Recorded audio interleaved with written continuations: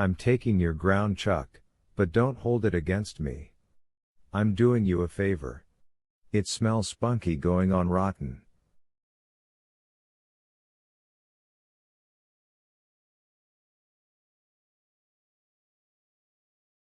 A thief as well as a murderer, little driver said in his droning Diad voice. Isn't that nice?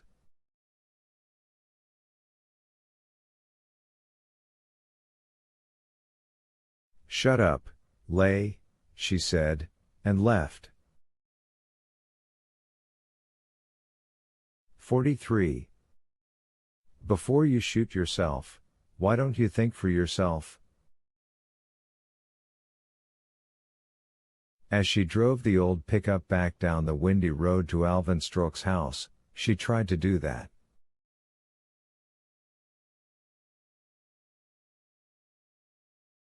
She was starting to think Tom, even when he wasn't in the vehicle with her, was a better detective than Doreen Marquis on her best day.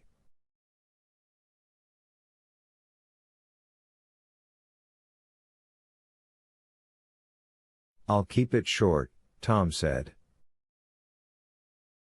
If you don't think Al Stroke was part of it, and I mean a big part, you're crazy.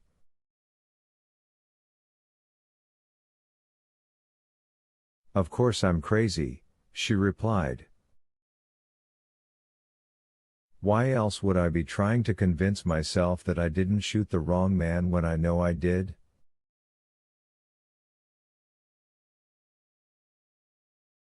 That's guilt talking, not logic, Tom replied. He sounded maddeningly smug. He was no innocent little lamb, not even a half-black sheep. Wake up, Tessa Jean. They weren't just brothers, they were partners. Business partners. Brothers are never just business partners. It's always more complicated than that. Especially when you've got a woman like Ramona for a mother. Tess turned up Al Stroke's smoothly paved driveway.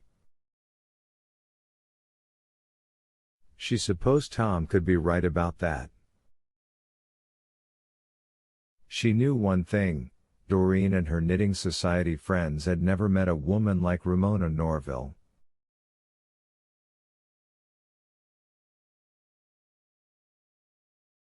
The pole light went on. The dog started up, yark yark, yark yark yark. Tess waited for the light to go out and the dog to quiet down. There's no way I'll ever know for sure, Tom. You can't be certain of that unless you look.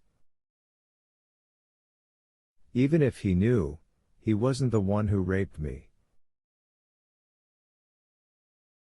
Tom was silent for a moment. She thought he'd given up. Then he said, when a person does a bad thing and another person knows but doesn't stop it, they're equally guilty.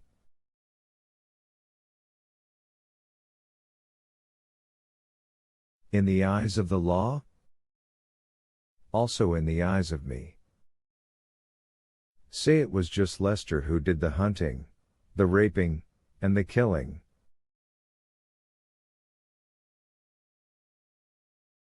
I don't think so, but say it was. If Big Brother knew and said nothing, that makes him worth killing.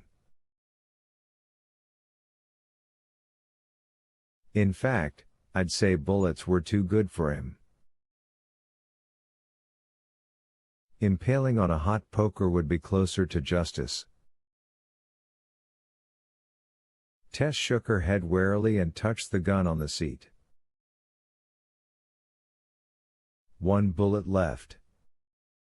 If she had to use it on the dog, and really, what was one more killing among friends, She would have to hunt for another gun. Unless she meant to try and hang herself, or something.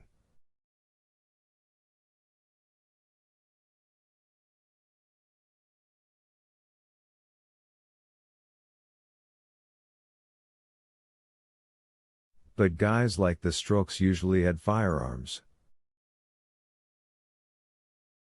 That was the beauty part, as Ramona would have said. If he knew, yes. But and if that big didn't deserve a bullet in the head? The mother, yes. On that score, the earrings were all the proof I needed.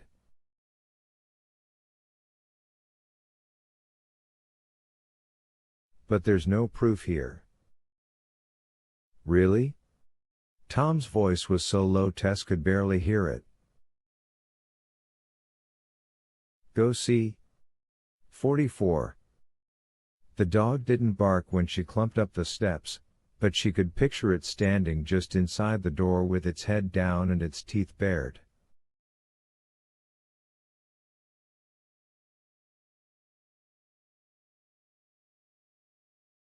Goober? What the hell, it was as good a name for a country dog as any. My name's Tess. I have some hamburger for you. I also have a gun with one bullet in it. I'm going to open the door now.